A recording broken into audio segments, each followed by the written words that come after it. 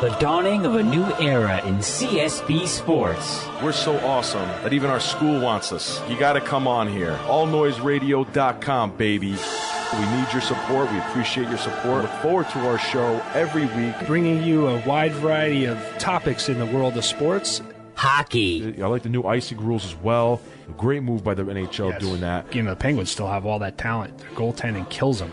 Basketball. If they get that Eastern Conference #1 seed and everything's got to go through Conseco Fieldhouse, I think it's going to be tough to knock them off. The Miami Heat are the two-time defending champions, but I think their road's going to be very hard to get back to the finals for the 4th straight year. Baseball. Money's not an issue for Derek Jeter. Money's not an issue for Alex Rodriguez. Money's not an issue for Sabathia. Money's not an issue for Mark Teixeira, but Robinson Cano, ooh, not our best player. Can't pay him. I don't like calls like this. This is ridiculous. It's bad for baseball, but you know what? Bud Selig's bad for baseball. Ruggies, they essentially let their best player walk for a far inferior ball player in Jacoby Ellsbury. Football. There's so many weapons on Denver. He's got an embarrassment of riches as far as targets to throw to.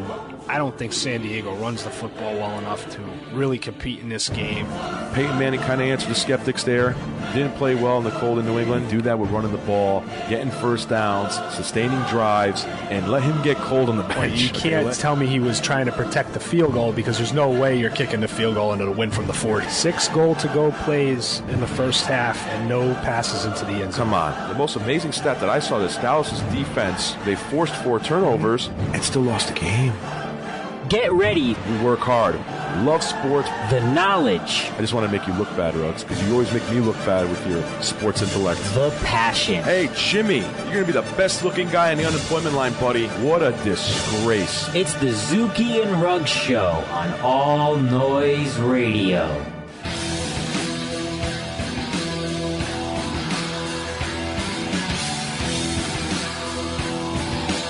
Live from the CSB studios in Stratford, Connecticut, it's the Zuki and Ruggs Show, covering a wide variety of topics in the world of sports. I'm Ruggs, and I'm here with my partner Zuki, and we're going to get right into the NBA playoffs and start with the Eastern Conference Finals, and it's the Miami Heat of old. They certainly look dominant. They're up 3-1. Zuki, what's going on in that series? Hey, what's happening, partner? How's everybody doing? Hopefully everyone enjoyed their Memorial Day. I know I certainly didn't. I was stuck in Citi Field watching the debacle, otherwise known as the New York Baseball Mets, the quadruple A Met team featuring David Wright. But we'll get to them later. I'll bury them later. But yeah, speaking of burying, it looks like LeBron James is, looking like an Undertaker, and he just is burying the Indiana Pacers. Look, he played like a man possessed. Ruggs. I mean, the Pacers had no answer for him last night, and they haven't had very much of an answer for him all series. And Chris Bosh early on, wow. I mean, that's bad news for the Pacers when early on Chris Bosh starts hitting shots left and right. I mean, he was in the zone from, tip-off. Big game 4. Unreal. So kudos to Chris Bosh. And when you're getting that kind of contribution from I don't even call him a secondary player because he's a tremendous player. Well, that's a good point, Zook. When the big 3 is actually the big 3, that's why Miami is head and shoulders above everybody else in a big favorite. Right. That just hasn't happened, and they've kind of right. put themselves back into the fold where everybody seems to feel they have a shot at dethroning Miami. Right. But when Dwayne Wade's playing like Dwayne Wade of 5, 6, 7, 8 years ago, and you got Chris Bosh, like you said, big game. Draining shot. He couldn't miss. It was nuts. I mean, the Pacers, I give them credit. They were trying to hang in there. They were, the Miami couldn't miss, and the Pacers were scoring. I'm like, okay, the Pacers are actually, keeping up with the Heat here. They're not getting blown out. No. And they then stayed within 6, 8 points that whole game. Right, until the second half. Yeah. And then finally they just didn't have an answer. Finally, Miami, they were just too much. They were just too good last night.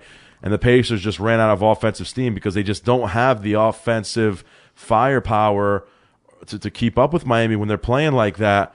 And wow, Miami look sharp. And if they play like this on a consistent basis, they're on their way to a three-peat. I don't care how well Durant and Westbrook are playing. I don't care how cohesive San Antonio is. No one's beating that team. No, I agree. Like and let's jump back on the Roy Hibbert roller coaster because it's on its way back down the mountain. Yeah. We Space just can't Mountain. figure it. We cannot exactly. We can't figure out what is going on with this. I don't think Einstein guy. could figure out Roy Hibbert. I mean, honestly, it's crazy.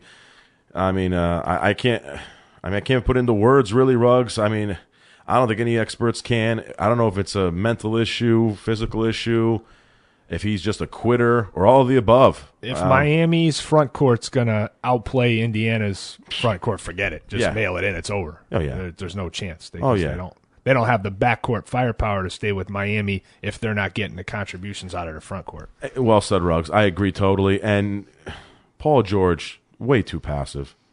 Again, way too passive. All that swag, all that jive talking, and when it comes down to playing on the court, way too passive. I saw him early on. Paul George, when he's on, there was a play in the first half early, and he had a nice lane to the hoop. And I'm like, okay, drive it, slam it. What does he do? He looks left and throws a cross-court pass attempt to like George Hill, and LeBron picks it off. And I'm like, dude. Yeah. And I knew right then and there, I was like, this game's over. If Paul George is going to be a passive baby and Roy Hibbert's going to disappear and Paul George is looking to George Hill, that tells you all you need to know. You know who used to get killed for that, Zook? It was LeBron. Like 5 years, 6 years ago, LeBron, when they didn't think he could win the big one, that's what they killed him on, was the same exact thing. Yeah, you're right. Maybe he grows out of this, takes it to the next level, but it's not going to be this year. Not the way. No, this series. I don't see them rally in 3 games. I agree, Ruggs. I'm sorry to step on you there. No. Well said, dude. I mean, I'm surprised. I really thought Indy was going to split him here in Miami, but as did I. As most people probably did, but just doesn't. Obviously, it didn't happen. And now they're on their heels here. I still think Indy will win Game 5 at home, in my opinion, but I just can't see them going. I mean, maybe they can steal a Game 6 on the road. I don't think so, because LeBron is he has totally transformed his reputation and his game in terms of being a killer, in terms of closing games or closing series out. And it all changed that night in Boston 2 years ago, Game 6. They were down 3-2.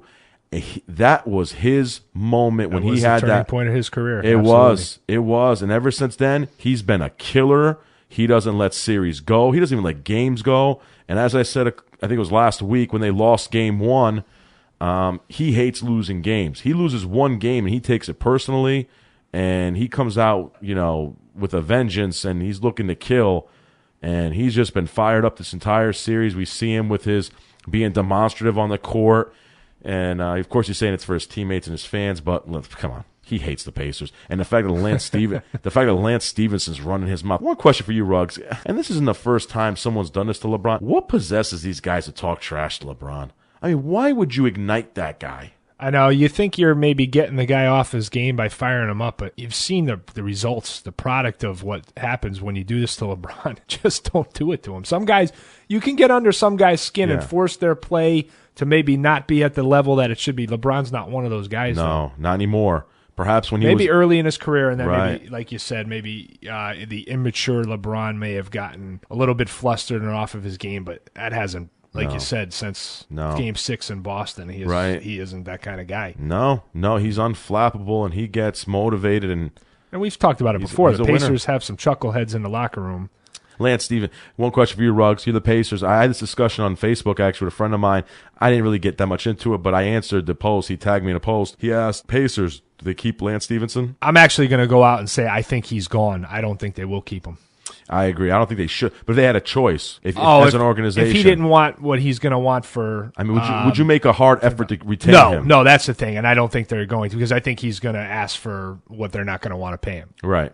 I don't like him on the team. I just think he's like you said, I think he's a bonehead. And Indiana, is still considered like it's a mid-major market. It's not. They're not looking to shell out over. They're not going to overpay mid-level guys. That's the thing. They're not going to overpay their mid-level guys. They're going to give their big offers to a guy like Paul George, the face of the franchise, that kind of guy, but they're not going to go out. And these mid-level guys that want to get bumped up to, borderline star salary pay, they're not going to – I don't think they'll do it. So, no, I would say no, he's not going to be back. Yeah, I agree. Well, Paul George is getting a big raise anyway, but it was the Knicks.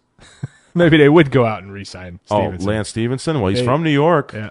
I mean, they may even go out and get him in a free agent move like they did with J.R. Smith. They went out. They had no problem shelling out money for J.R. Smith, and you can see how well that's worked. Right. I wonder. I wonder if he'd be a Knick guy. Wonder if Paul fit in. He probably would. Phil Jackson will find a spot for him. Send them all there. Go play with Melo. I love it. Yeah. Well, speaking of which, I'm hearing Melo's having meetings with his people. That's going to be the soap opera of the offseason. Who wants to be Melo's people? That's my question.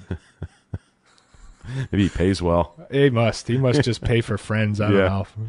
Melo's people. Melo's peeps. Yeah, so the Eastern Conference looking like Miami's on their way to the 4th straight NBA Finals. I said the road would be difficult. If you listen to our opening montage, apparently it may be their easiest path to the NBA Finals out of the 4. Well, and it has been, and I almost feel, and don't take credit away from them because they're playing like world beaters, but it almost seems like their opponents are just falling apart. Everybody they're playing is just like crumbling from the inside because they actually had some decent teams lined up in their way, and Indiana being one of them, the number 1 seed. Being the most out of all of them, because a lot of people early season were saying this is going to be the year Indiana takes the NBA title. I thought so. And I wasn't there yet early in the season. I still wanted to see it proven, but I certainly didn't expect 3-1 and just dominance the way it's been, because really it almost seemed like the Heat just weren't ready for Game 1, and the Pacers were still on that roll from their the way they finished off the Washington series. They just kind of rolled right into that first game, and Miami just hadn't got the jet lag off or something. But games 2, 3, and 4, they've just owned. Even though the Pacers, like you said, have been able to hang in the games, and the scoreboard kind of fools you to thinking it's a close series. But just watching the games, it hasn't been that close. No, it hasn't been. I'm still very surprised, actually, when the Pacers weren't able to wrap up Game 2. They were up in the 4th quarter early, and Miami came back and took the game. I said, okay, well, the Pacers should be able to split one in Miami, and it's kind of surprising. I mean, listen, it's not a big surprise Miami's going to win the series, but in the fashion they're doing so is rather impressive, to say the very least. Hey, they're going for the three-peat. They're a great ball club. We knew they were going to be when all 3 of those guys signed there, and the other moves they've made. Pat Riley's done a great job building that team. Organizations win championships, and the Miami Heat are living proof. So, by this time next week, we'll probably be, previewing Miami. Yeah, we will. Somebody's going to be in the NBA Finals by our next show. But a 95% chance it'll be the Miami Heat. And Zook, I want to throw you a big bone here. A lot of credit for calling how important Serge Ibaka was going to be, as we're going to jump to our other series.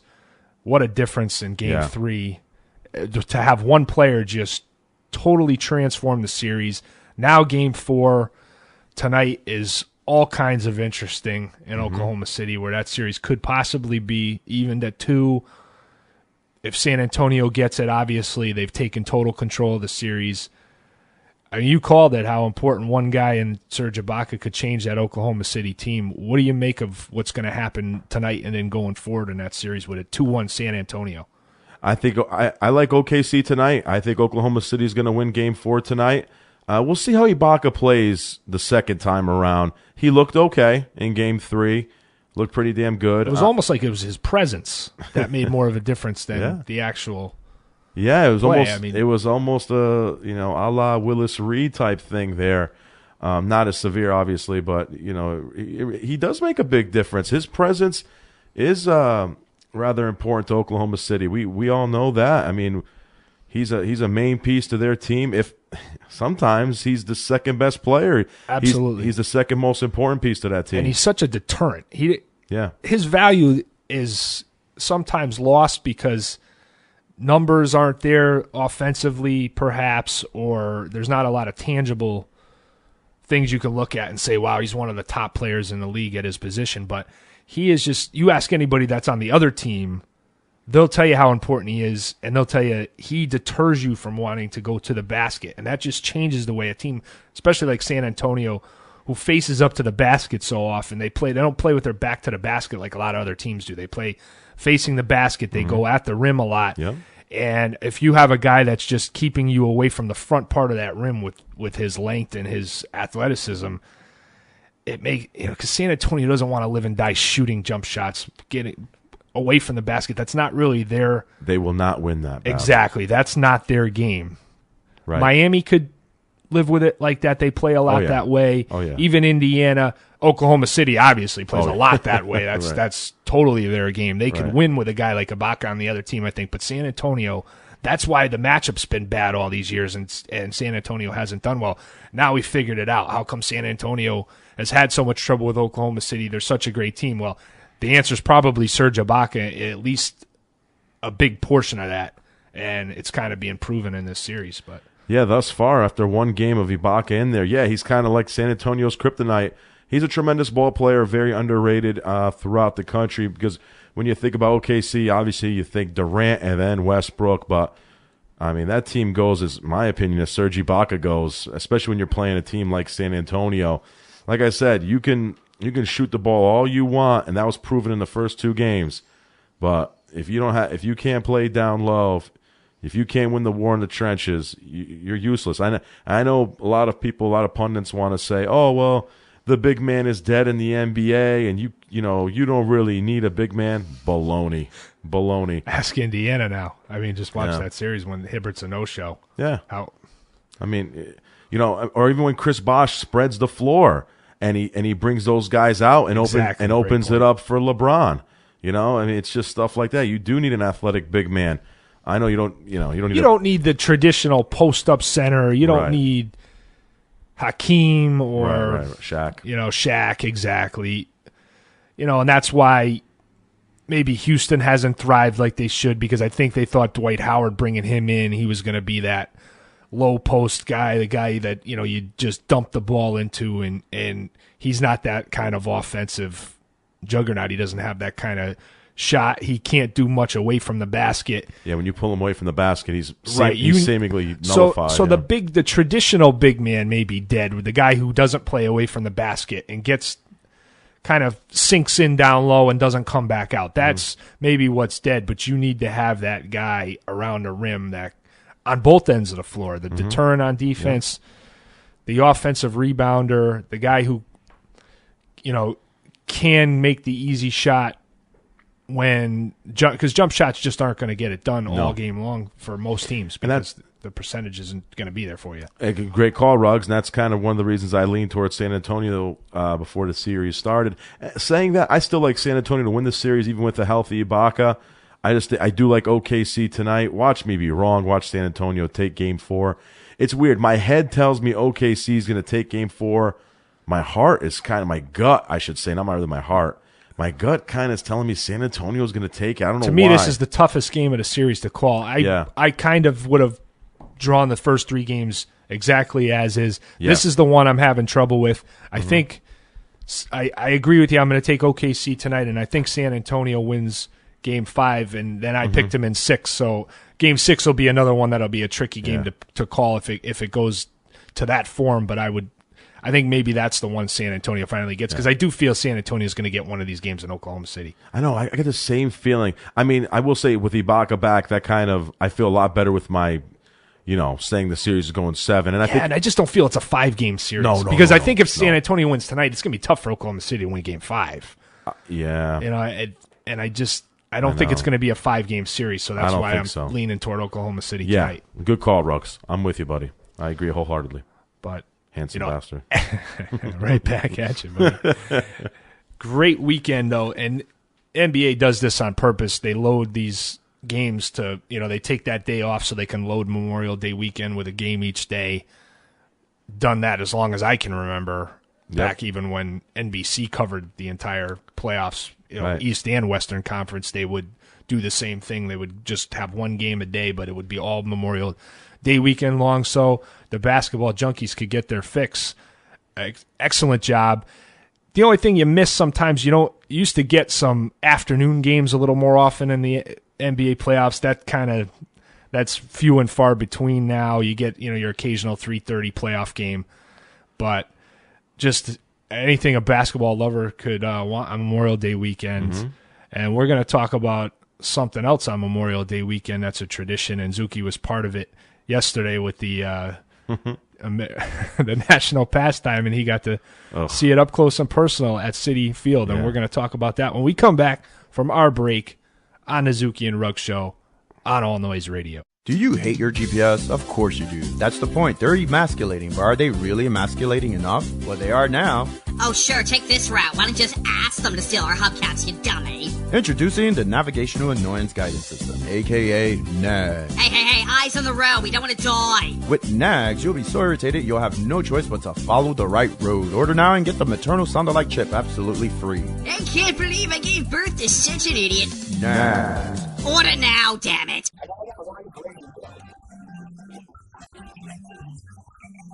Powered by the Connecticut School of Broadcasting.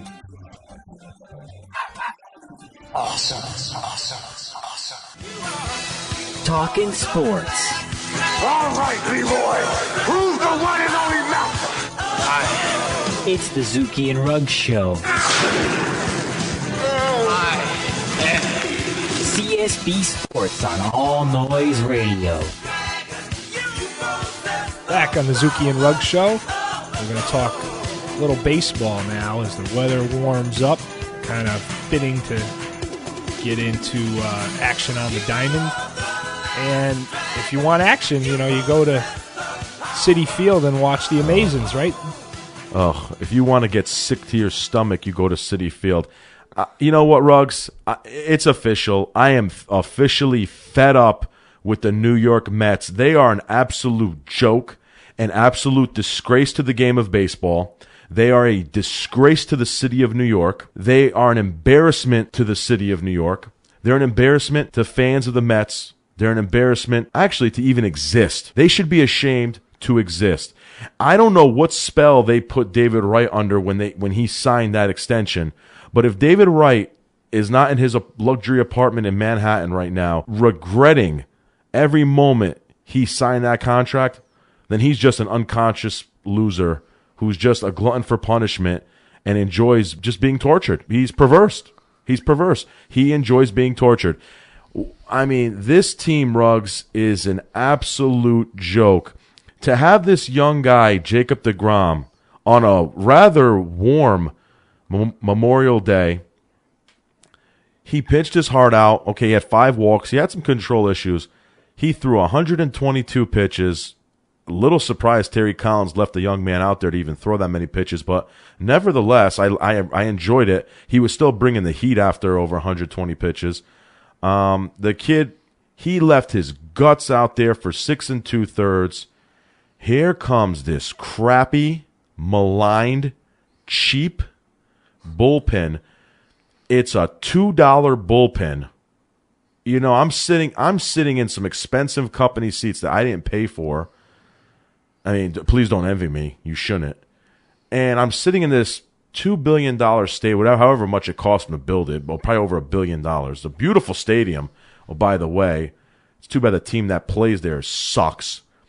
And I'm watching this bullpen, Scott Rice. Why is this guy still on a major league team? Okay, it was a great story last year. He was in the minor leagues for 17 years. Whatever. He's 58 years old. I don't really give a damn. I don't give a damn about Scott Rice. Okay, he sucks.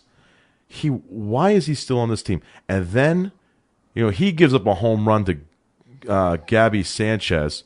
Then here comes this fat, washed up, has-been, disgrace, Papa Grande. They call him Papa Grande because his fat stomach overhangs his belt. To just suck. Just to make us... Guapo. For Fred Wilpon should come out and apologize to us for subjecting us on Memorial Day to watch a fat piece of crap like Jose Valverde just blow a game for this young kid who pitched his heart out on Memorial Day, to blow the game for that kid.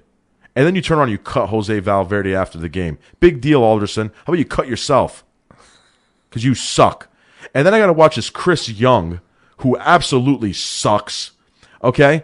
I don't care what his WAR was. I don't care how many home runs he hit 4 years ago with Arizona in a hitter's ballpark, by the way. I don't give a damn. Okay? Chris Young is an absolute disgrace. And as I predicted before the season started, when they gave him that ridiculous $7.5 million contract for batting 200 in Oakland last year, and he was benched last year, okay, in Oakland, okay? As I predicted, I said he'd be booed out of the starting lineup by Memorial Day. Guess what? He's been booed out of the starting lineup on Memorial Day. He's lost his job to guys like Eric Campbell. Sandy Alderson is a joke. Fred Wilpon is a joke. And I don't understand why in the world these guys get to retain the Mets. I don't get it. I don't understand it. And the only reason I went to the game yesterday, is because they were free tickets. I will no longer spend a dime there. You'll never see me in that stadium until the Wilpons are gone. And I urge all of my fellow Met fans to do the same. Boycott the stadium. Force them to sell the team because this is a joke. That's what it's going to take, Zook. Somebody has, for them to make those moves that they need to make to get this team where it should be. Curtis Granderson should be better. They're a major market team. Yeah. They should be better. And, they should be, but it all starts with ownership, and ownership sucks. They're too busy clipping coupons. They're too busy worrying about how much this guy costs and how much that guy costs. It's a joke. I'm tired of it. I have no more patience for it. I understand they're rebuilding for the future. And then to top it off, Ruggs, I'm not frustrated enough already, and my patience isn't wearing thin enough. Then suddenly, while I'm at Citi Field sweating Michael Jones off, okay, what do I get across the wire? Noah Syndergaard has a strained flexor muscle in his elbow. Hey, Ruggs, I got a question for you. Do you know what that leads to? That's the main leading contributor to? Well, that usually spells Tommy John surgery. Ding, ding, ding, ding, ding. Noah Syndergaard coming in 2017. So that's great. So now I've got, and what's even funnier about this, Generation K Part 2, as I've put it so often, this happened to the Mets already 20 years ago. They tried this building with young, phenomenal pitching. Bill Pulsifer and Paul Wilson and Jason Isringhausen. Yeah. Ooh, that worked out so well, didn't it? Prospects are great, but it's always better to have the major league version, the real deal. And what do the Mets do 20 years later? They try it again. This organization is a disgrace. They are a joke. I am tired of it, and it's just laughable at this point. And David Wright, you know what? I don't feel sorry for you at all. He hit a ball. I mean, he should know how crappy this ballpark is. He hits a ball yesterday where every other stadium, it's a home run, dies in right center, just died, like mort. They should have headstones out there in right center. Monument Park. Yeah, it's a joke. It's an absolute joke. But that's what the Mets do. They can't even build a ballpark.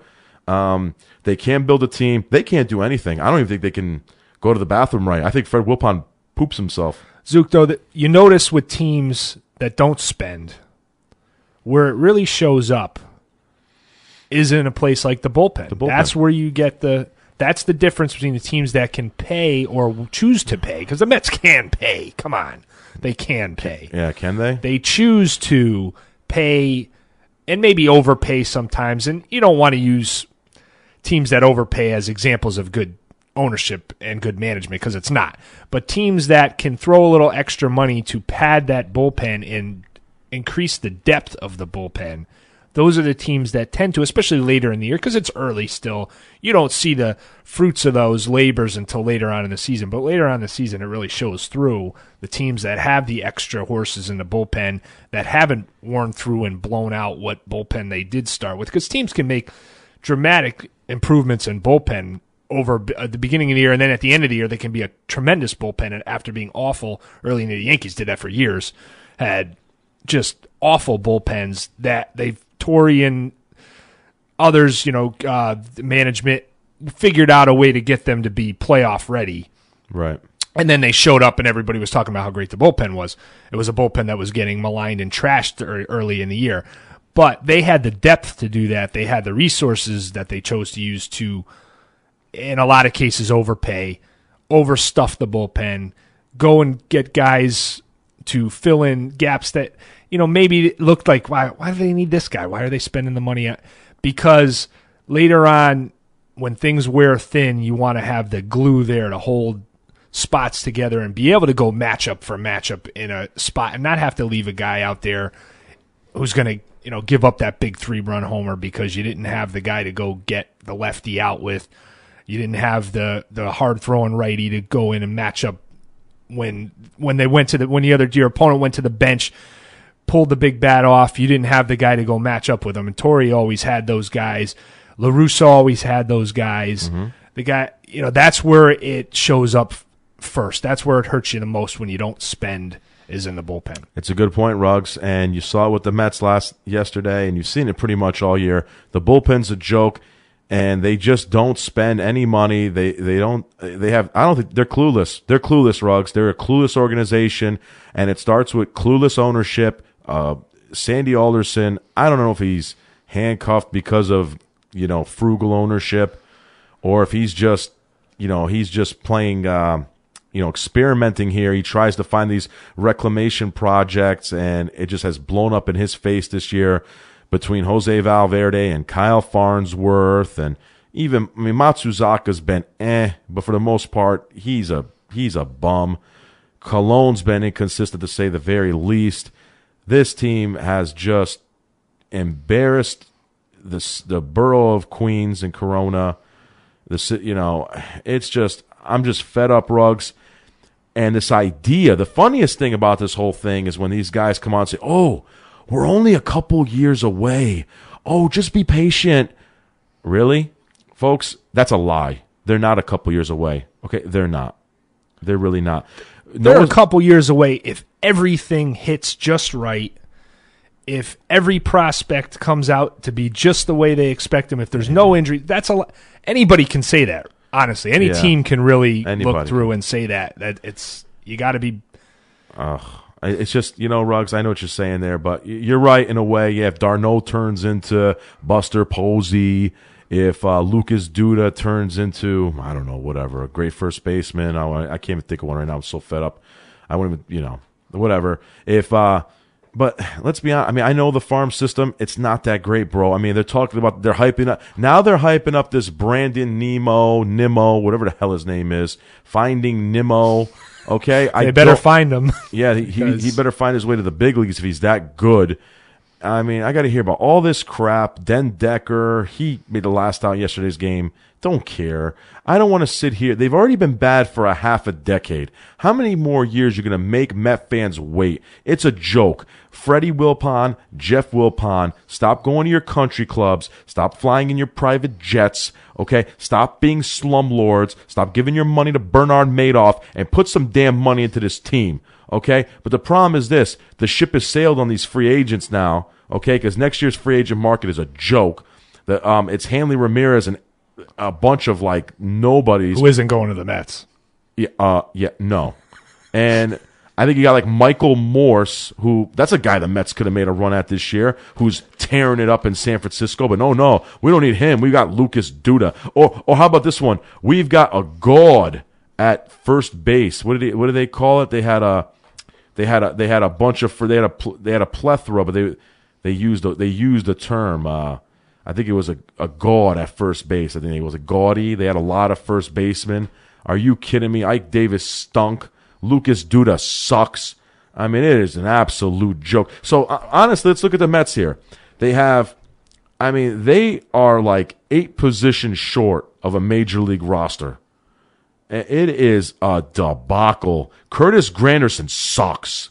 It's bad. I saw him live, and I'm he is just...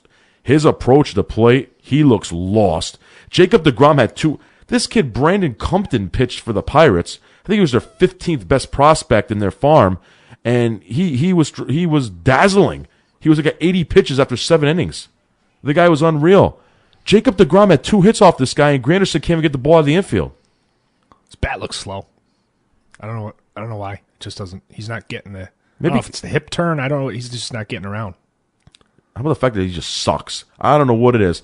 I'm just fed up. Met fans are fed up. But a guy that feasts on fastball pitching just isn't getting around, and that's a big problem. Well, really what a surprise! A former Yankee, comes to the Mets and Tanks stinks somewhere else. Yeah, and pretty funny during the Subway Series, he hits 2 home runs at Yankee Stadium. Maybe he should have stayed there, But no, the Mets, yeah. Oh, we're going to spend money this year. Yeah, you spent it on the wrong guy, and that's the only thing I said about the Mets. If you're going to spend money, spend it on the right people. What do? They throw money in vain at Curtis Granderson, a declining 33-year-old. I mean, what a joke. This team is an absolute joke. But speaking of jokes, how about the defending World Series champions, huh, Ruggs? The AL East in general. Oh, my God. I mean, let's aside from the Blue Jays, who are red hot, but they started really slow, so they're just kind of back to, they're in first place, but they're not knocking anybody's socks off with their record. It's just that they've gotten right back into it and lead the division. The Yankees, nothing special. They're just too loaded with injuries. The Red Sox and Rays bottoming out at the bottom of the division. The Orioles are still they're hanging in there. Steady Eddies. They're obviously in there, and maybe talent-wise they're not Nelson up Cruz to the same level. But Nelson Cruz with 16 homers, a guy the Mets could have had for $500,000 more than Chris Young. He said $8 million. That may be the best contract handed out, I mean, I've seen in a very long, maybe in like over a decade. Unbelievable. Oh, all because the Mets didn't want to give up a 3rd-round pick. Okay. Sorry. I had to throw that out there because Sandy Alderson's a genius. I'm sorry. I'm sorry. As you were, Ruggs. I'm sorry. All right, I'm sorry. I thought I was safe talking about the Orioles. I couldn't possibly get it back to the Mets, but I was wrong. No, it's just... And it warms my heart, I will say, to see a 10-game losing streak for the Boston Red Sox. I really, I sobbed when I saw that. I saw that article in the paper about this 10-game historic losing streak, and it really just got me in a bad mood for the Memorial Day weekend. And then they make this big it should have been 11. They make a huge comeback. Come on, Braves, you can't blow 5 runs. What's so funny about that, Ruggs? I was actually looking at the scores on my phone because the Met game was so entertaining. And I'm like, oh, look, guys, the Red Sox are about to lose their 11th in a row. They're down 6-1. As soon as I said it, they tied. They tied it, and I said, "Oh, guess not." And then they went into a rain delay for a while. Yep. And then they eventually came back and won the game. I said, "Okay, you're welcome, Red Sox. Maybe I should have done that sooner." I don't know if it's just me, but it just seems like the way you just mentioned it there with the coming back to tie. There's more extra inning games this year than I can ever remember. I don't know. It may be bullpens, bro. I don't know what it is. I really don't know what it is. That's going to loom very large later in the season because of the extra pitching and the extra work these teams are going through. It's going to shred arms, and we talked about Tommy John surgeries already. Well, we know it's an epidemic, Tommy John. It's the ACL for the NFL for baseball. Something's wrong. They have to do some more research on Tommy John. Something can't be right. I don't know whether it's these guys are throwing too many sharp breaking balls. I mean, you watch some of these guys like Jose Fernandez, which was that one really hit me as a fan because that kid he really looked like the next great pitcher, like maybe ever. I mean, he'll be back. I'm not trying to say it's, the career's over, but you won't see some of the break. There's no way he's going to throw those same breaking pitches. There's no way he can do the stuff he was doing. There's no way. I mean, he's got to peel it back a little bit. There's certain things the human body is just not meant to do, and to torque your arm and shoulder, elbow the way you need to snap the pitches off that way. It's got to be those pitches. I mean, that's why back in the days people say, "Oh, Walter Johnson threw 585 innings in 1921." Dude, because he was throwing 65-mile-per-hour fastballs. Exactly. I mean, he wasn't throwing a curveball. He wasn't throwing. Well said. He wasn't doing that stuff. Or neither was Cy Young or Nolan Ryan. Oh, Nolan Ryan pitched one. Okay, Nolan Ryan may have thrown a little curveball. He dropped a hammer here and there, but the guy was bringing the gas. Number one. That's all Nolan Ryan ever saw from the catcher. That's what I'm saying. Even Seaver, Seaver was, majority of the time was a fastball pitcher. Seaver brought the heat. Those guys brought the gas. Look at Koufax. That's why Koufax's career ended prematurely. He was dropping the hammer, and his left arm said, Sandy, and that was it. And Sandy Koufax's career was over, But nevertheless, I don't know, something may need to be done, whether these little league coaches, start, I tell you this, I'll just say this, but I know we're running out of time. We're kind of rambling on here. If I was a little league coach, I wouldn't let my kids throw a curveball or slider until they were at least in high school. I'd be like, no way, not allowed. I agree. Maybe they need to do something. Maybe they need to make a rule in little league throughout the country to say, hey, listen, for the long-term health of these kids, no way, you guys are not throwing sliders or curveballs. We can't be having kids 17 years old going under the knife with major surgery, because it is a major operation. Yep. So we'll see what happens with that too. But really unfortunate. Now, as I said, this really triggered. Now you're hearing Syndergaard, who's one of the best pitching prospects in baseball, looking like. I mean, the Mets are saying it's minor, but they said the same thing about Harvey last year. Oh, it's minor, and we all know what happened. So we'll see. I don't know. Something may need to be done here. All right, brother. So when we come back from break, we're going to get into the NHL playoffs, which we may have saved the best for last because these playoffs are awesome. Off the charts. And we'll get right into it when we come back on the Zuki and Ruggs Show. When you need a cup, pour some sugar on me. Shook up ramen? Yeah, soup. Freeze. A call to the library could help her out. Good thing T-Mobile lets her call whenever she wants. Go. Says here, pour some sugar on me. I'm hot, sticky, sweet. Mm-hmm. The most whenever minutes, free long distance and roaming. Only from T-Mobile. Get more. This is the American Dream, Dusty Rhodes, and you're listening to the All Noise Radio Network. Now back to my main man, the Zuki and Ruggs Show. Back on the Zuki and Ruggs Show, and we're going on Frozen Pond talking about the NHL playoffs and the epic playoffs that they've been so far. You got a couple series that are 3-1, and they're not disappointing. I'm not going to use that word because they've been great hockey games, but maybe not unpredictable. A little unpredictable. We were expecting both to be 2-2 and maybe absolute bloodbaths. We'll start with the Eastern Conference, and that being Montreal, that is in dire straits. And Game 5 is coming up in just a bit here. They have to win to stay alive. Their young goaltender, who's done a great job. I mean, great call putting him in there. He's been a godsend. He's kept them at least breathing in this series with a little bit of hope. The Rangers have been so good on the road. They've been so good in these playoffs. Zuki, does the series end tonight, or can they get it back to Madison Square Garden and at least bubble that interest back up in the series? What do you think? Well, I will say I agree with you on a lot of things you said there. Justin Tokarski has done a great job in net. Looks like a tremendous goalie. Makes you wonder if Montreal ponders the notion or the possibility of actually trading Carey Price and turning to the young man, or if they trade the young man for, if a team who needs a goalie says, if they've raised some eyebrows throughout the league and a team actually is interested in acquiring Justin Tokarski to be their goaltender.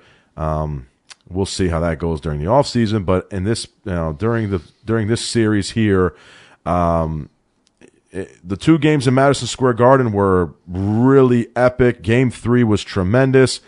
It's so funny because the funny thing is about those two games is, the Rangers scored that goal with 28 seconds to go off a freaking skate to force overtime. And I'm sitting there like, okay, this is the Rangers game. They're going to win this game. They're going to go up 3-0. It's like they're destined to sweep Montreal. And then Montreal scores like 2.5 minutes into OT on a rebound, and I think it was a fluky goal. And the guy, he skated right into it.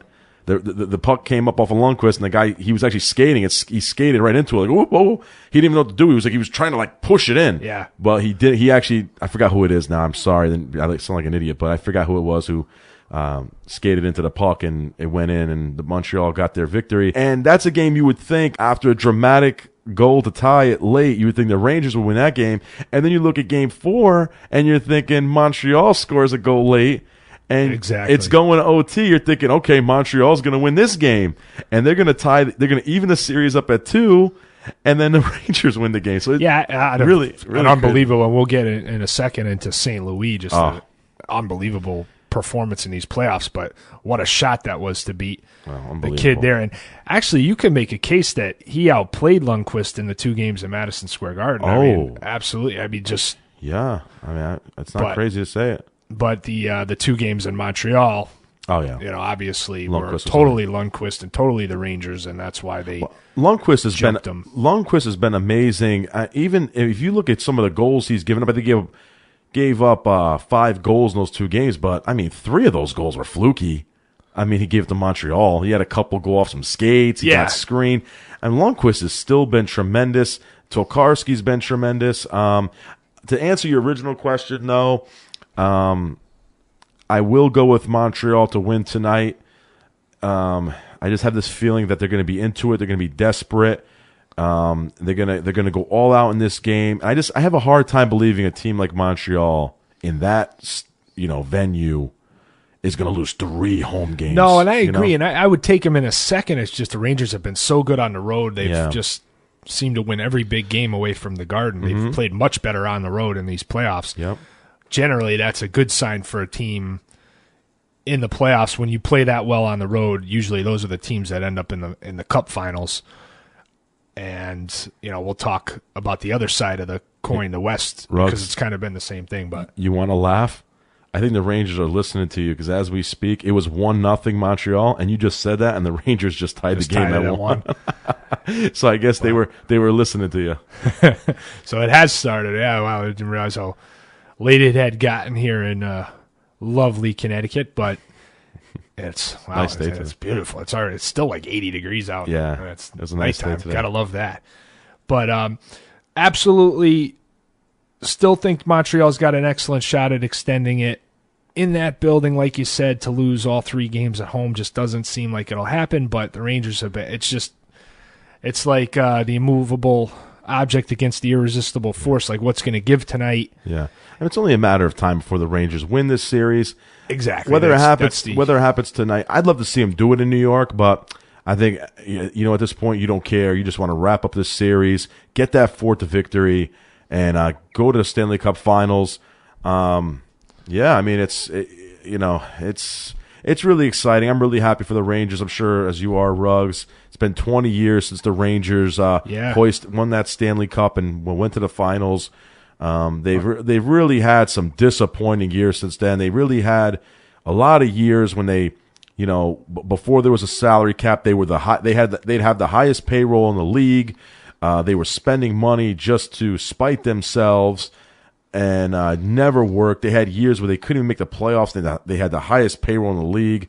They were bringing in guys like Alex Kovalev and Pavel Bure, and then they brought in Yager, and that move actually paid off finally because after the strike year, they finally made the playoffs. But they've been really, they've gone through a lot of stuff, a lot of adversity. And got to give credit to Jim Dolan. Pickup of the year. Well, I'll give credit to Jim Dolan on one thing. Well, first I'll give credit to Jim Dolan for retaining Glenn Sather. And it's really befuddling to me in this regard is, as many of you know, Jim Dolan owns both the Rangers and the Knicks because he owns Madison Square Garden. But he's really impatient when it comes to the Knicks, but he's so patient with Glenn Sather. That is funny. It's nuts. Like, Glenn Sather should have been fired 10 years ago. Like, I'll put it into perspective for you people. I had a fantasy hockey team in 2003 named Fire Glenn Sather. Folks, that was 11 years ago, and Glenn Sather's still the GM. So it just tells you how patient Jim Dolan's been with Glenn Sather. But when Wayne Gretzky refers to you as the father of hockey, you're not going to lose your job. I mean, he's got that kind of respect where he can get away. You don't have that with the Knicks. There's nobody in that organization that's that revered. Finally with Phil. Finally. Well, I'm talking leading up. Yeah, absolutely. They finally found a guy like that. So 10 years from now, we might be saying, how come they haven't gotten rid of Phil Jackson yet? Yeah, right. That's true. But also, like Ruggs was alluding to, got to give it to Glenn Sather. That trade, getting Martin St. Louis for Ryan Callahan, ended up being a great move. I liked it personally in the short term, and you know what? It's paid off. They're 1 victory away from going to the Stanley Cup Finals. It was a great move by Glenn Sather, and it was a move he really didn't want to make because dumb Ryan Callahan wanted to, cash in on the Rangers, and they begged him. They offered him a contract, really an overvalued one in my opinion, because I don't think Ryan Callahan's even that good, to be honest with you.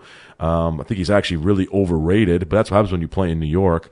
And he just overvalued himself, and the Rangers said, well, if you're not going to sign this extension, we're not going to let you hit the free agent market, so we're going to trade you. And then you had an unhappy Marty St. Louis with my former hero. He's still my hero, but Steve Yzerman out in Tampa Bay, he was unhappy with him. It was a match. And they made the trade, and it's worked out for the Rangers. And Ryan Callahan, you're eating a big one, buddy. You're eating it. I mean, up yours. I mean, really, you got to feel like, I mean, stooge of the year, Ryan Callahan. I think so. I'll ask you this, Ruggs. Right now, Ryan Callahan's still on this team. They go into the Stanley Cup Finals?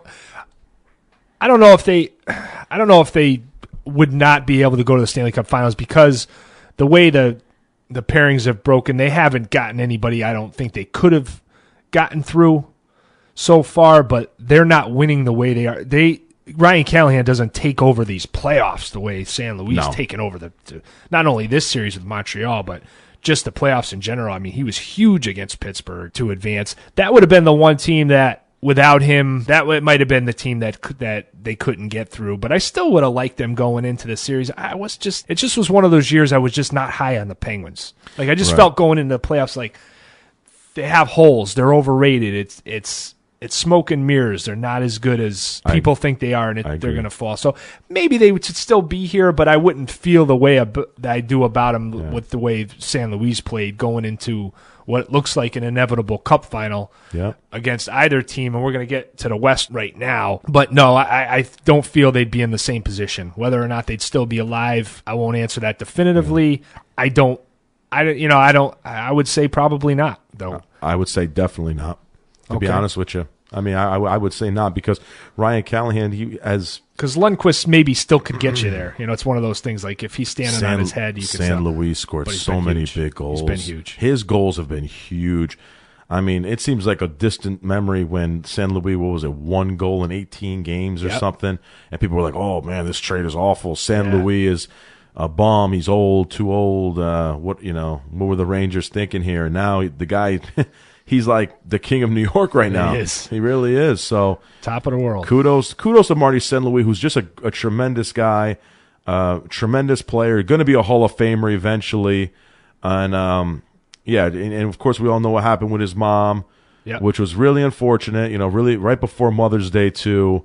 And it seems like the team obviously doesn't seem like it. The team is obviously, it's been well documented that they've rallied behind Marty St. Louis and it's brought them together. I'd hate to stand on top of Miss St. Louis' memorial, if you will, and wax poetically about how this has brought the Rangers together and she's the reason why they. I don't want to do that. It's kind of, I don't want to go there, but I think the situation has brought them together and has put things in perspective, and they've been able to say, you know what, let's rally behind Marty, let's play hard for this guy, and it's amazing. It really is like it's straight out of a movie. They may make a movie out of this one day. It's crazy, but yeah, like you said, Ruggs, going to the West. Sorry to cut you off. I just wanted. No, I want to get into it because this is it's been a great series. As interesting as the Eastern Conference series is, this is really interesting. Well, I'll start. I'll jump right on that just to say I look like a fool. I last week said that I don't think LA had the physicality to keep up with Chicago. I clearly was. Maybe we meant it the other way around because I clearly was mistaken on that. Soft. The Blackhawks look soft. They do. They look worn out. Maybe they're burnt out from, these long Stanley Cup runs. But honestly, the Kings just look better. The Kings are bigger, faster, stronger. Game 1, the Blackhawks looked so damn good. And, it looked like the Blackhawks were just outclassing the Kings. And I will say this about the Kings. I'm not trying to justify my wrong prediction. But when the Kings lose games, and they've gone through stretches where they've lost 3 straight games twice during the playoffs. They lost the first 3 games in the first round to San Jose, and they lost 3 in a row to Anaheim after taking the first 2. So they've lost twice in these playoffs. They've lost 3 straight. Oh, no, and I'm as crazy as it sounds, I'm still picking Chicago to come back. You know what? Let's see what happens there. And it's not even crazy to say that. But my point is that when the Kings are losing, they tend to get passive and they take shots from the blue line and stuff like that. I think in Game 2 and in that third period, and another thing we got our foot in our mouths about Corey Crawford, it's so funny. Ruggs was like, oh, he hasn't had one bad game yet. And sure as hell, like the next day after our podcast, he gives up 5 goals. I should just No, it's just so funny. That's the thing about hockey, which is why we love hockey so much. You never know. You never know. I mean, honestly, it's like one a day. You think you got it figured, as Ruggs said last week, you think you got it figured out. You understand the game. I'm an expert in hockey. You know, look at these guys. I know everything about every team. And then you're eating crow the next day. I mean, look at Corey Crawford. The Chicago looked like they were on their way to a 2-0 series lead. And then LA, something clicked. LA figured something out in that third period, and they haven't looked back since. And I think LA, honestly, got desperate, and I think when they hit the Blackhawks, like you said, Ruggs, I think they felt the softness. They hit the Blackhawks like, oh, this is Charmin. You know what I'm saying? They're like, yeah. They're like, wow, these guys we can, and they put a couple in the net. They're like, you know what? We got these guys, and they haven't looked back since. So really, kudos to the Kings. They are a big physical team, and they're just really dominating the Blackhawks. They're pushing the defending Stanley Cup champions around. Honestly, Ruggs, I know you just said you think the Blackhawks will win 3 straight.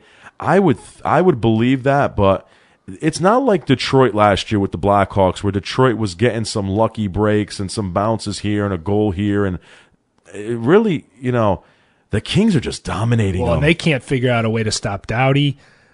Even Zach Muzzin. Muzzin's having a big series. Been Kopitar's been great. Kopitar. He's been tremendous, yeah. They just can't figure out a way to deal with Gaborik, these which was a big great lines. acquisition by the Kings. Gaborik has been money. How about Gaborik? How about possibly having Gaborik come back and face the Rangers in the Cup Finals? But they've really been great. And hey, you know who else has been pretty damn good? Their goaltender. Yeah, pretty damn good. Yeah, it's consistent. He's been consistent. Maybe not spectacular. He's not shutting people out night in, night out, but he's been consistent. He's keeping his team in the game, and they've responded. Game 2 held them in there when they were down early, and they were able to rally in that third period and steal that game, which is looming very large now. The way the series shifted once it got back to LA, but that game 2 may end up being the difference maker in the series. Somewhere in his office, Gary Bettman has a huge smile on his face because it could be LA and New York in the Stanley Cup Finals. And I think it'll be the first time New York, LA have played in a sports championship final of any, in the final. Other than Yankees Dodgers, I think 81 Yankees Dodgers is the last time we've had a New York, LA final. In any sport. Yeah. It's got to be. I can't think it is. Of another. Folks. Definitely hasn't been Knicks Lakers for a very long time. No, right. And we know we haven't had the Rangers and Kings. We haven't had Rangers, Kings, football. There hasn't even been a team in LA in football for quite a while. And you got baseball. Yeah. So. Yeah, it's crazy. There you go. Yeah, that's a pretty interesting fact. And we'll see what happens. But the Kings are looking real good, Ruggs. I will ask you this, Ruggs, get into it a little bit. I won't cut you off too much. You're going to get a couple minutes here. Why do you think the Blackhawks come back and take the next 3? Because I still think they have just so much Stanley Cup playoff experience to draw off of. They have 2 of the 3 games at home. Not that means a lot. I don't. It's tough to put it in words because going into the series, I had a litany of reasons why I thought the Blackhawks were going to win the series. As did I. None of them have really panned out, so now it's hard to just go and fire and feel like a politician. Let me just go fire another 20 or 30 BS lines at you to sell my point. Basically, because, damn it, I've picked pretty good in these playoffs so far, and the teams that are left, and I picked the Blackhawks to win the Stanley Cup, and they're still around. I know, Boston bit the dust, but for the most part, my picks have been right, and I'm not going to be wrong now. So Blackhawks come back and win because I said they were going to win the series. That's the real reason. Because you're an egomaniac like me. There's only room for one egomaniac in this room, Ruggs. Jeez, that's pretty funny. Well, we'll see what happens. By this time next week, we will have the Stanley Cup Finals will be set, as will the NBA Finals. Fortunately, that's all the time we have for our show this week. Definitely get on board next week when we talk about the NBA Finals and the NHL Finals. So it's gonna be very exciting. That's a big time show coming next week. It'll be loaded. Yep, definitely. All right, guys. Well, enjoy your weekend, and we'll pick it up next week. Ruggies, good job, partner. Thanks, you too, sir. Good night, everybody. All Noise Radio. Shut up! Shut up! Shut up! The noise you can't ignore.